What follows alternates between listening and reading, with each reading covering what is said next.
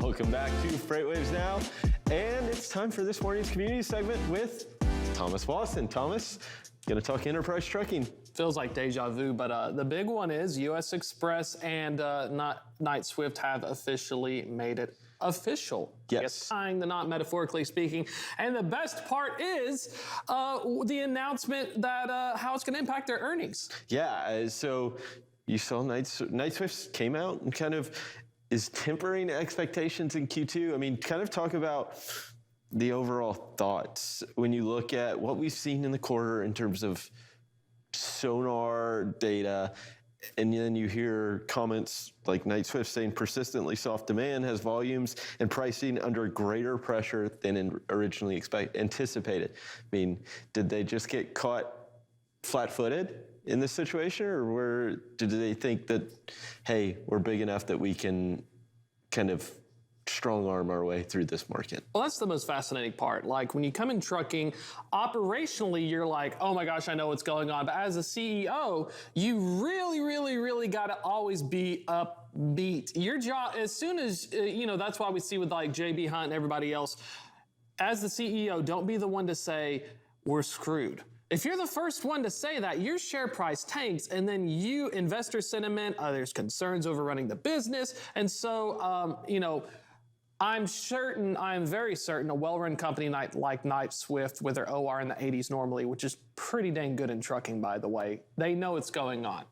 It's abundantly clear any meeting that you're in, it ain't good right now, as we would say. But at the same time, nobody likes bad news. That's why, you look at investor and analysis and stuff like a Morgan Stanley and other ones, everyone's always upbeat. A sell-side analyst is always upbeat because if you're not, and if you decide to downgrade the company, they don't come to your conference and they don't invite you to the parties or earnings calls or answer your questions. So we do have the situation where the reality of FreightWaves data is a lot more accurate if you're trying to figure out how a company is doing than their public statements because they know they've got a little bit of runway. Yeah.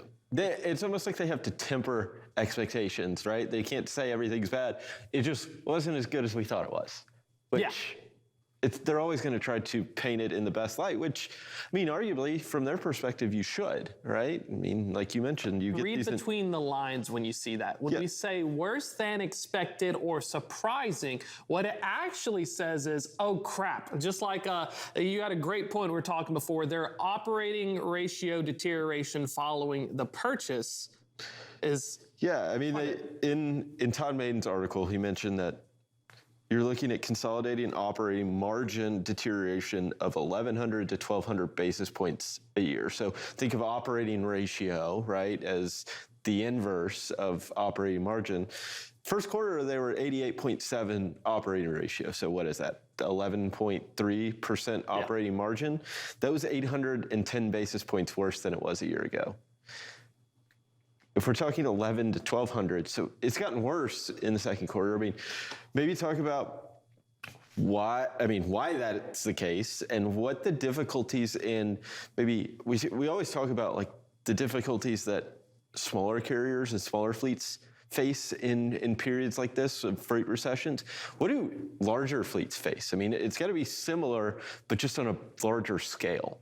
Yes, economies of scale. That's the biggest problem. So when we see that operating ratio and we see that deterioration, what normally happens is your costs. And so with a large fleet, when you have like 22,000 plus trucks on the road, it doesn't take a lot of, decreases in your contracted rates to see that deterioration. And what we've seen over the past 2 years, drivers are getting paid more, insurance, these large fleets are self-insured. So if their drivers have accidents, that impacts, look at the Werner situation. And your equipment costs. They were running older equipment. They're still trying to get newer ones. We talk about the Class 8 orders are finally improving, but your average age per tractor means that there's even more costs. So imagine that on all your fixed and variable costs, it's gotten more expensive right at the same time as we continue to see deterioration in contracted rates. And so you've got this double whammy where as a large carrier, you're in between a rock and a hard place because you can't just go back to your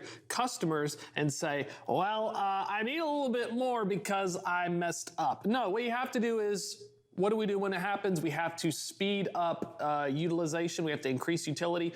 So getting in the weeds, You got to really maximize revenue per truck per week. So obviously take as much contracted freight as you want. You got to figure out what your mileage bands are and where your markets are that are hoarding your trailers. You have to increase velocity within the network. And finally, putting on my trucking hat, you have to figure out your average revenue miles per truck per week, which means ensuring that your working tractor percentage is good. If you have too many in shop, is this an issue in terms of the vehicles themselves? Is it driver related? Is it parts related? And then finally, so there's a lot of knobs, what I'm trying to explain.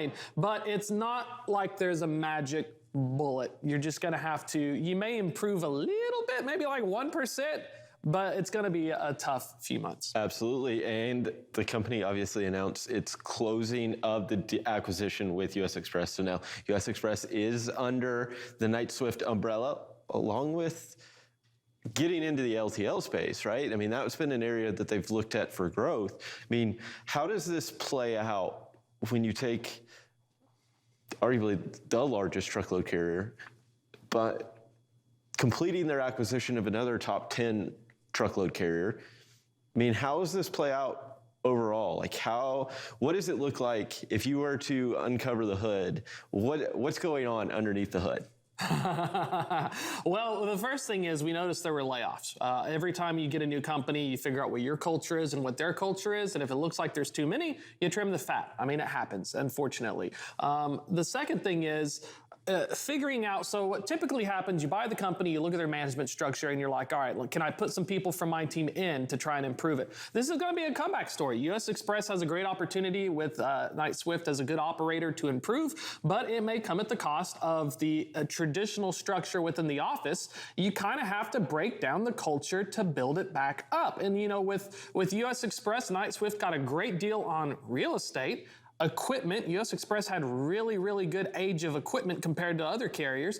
But, you know, there's a lot of fixer-uppers in terms of making sure that the company can be run more efficiently. They were break even, and they were. That's why we see the deterioration. You know, 1,100 basis points. I mean, the overall OR of Knight-Swift is taking a hit, but they're confident, and I'm sure that management is confident that this is a good value play because in spite of the fact we're not going to make as much yet, we know there's the opportunity, if we do this right, to make it more. The biggest challenge, will that happen? 50-50. And that's like on a good day. Nothing against them. You do any organizational culture change from the ground up, even like tech, might as well just flip a coin. Yeah, I mean, as you kind of alluded to, they're not looking to be accretive to earnings right now. They're looking in 2024, right? After they get, the next 2 quarters, and then start in the next year, take the next 6 months to start building up that culture that you kind of alluded to. And then by 2026, adding $1 to EPS, it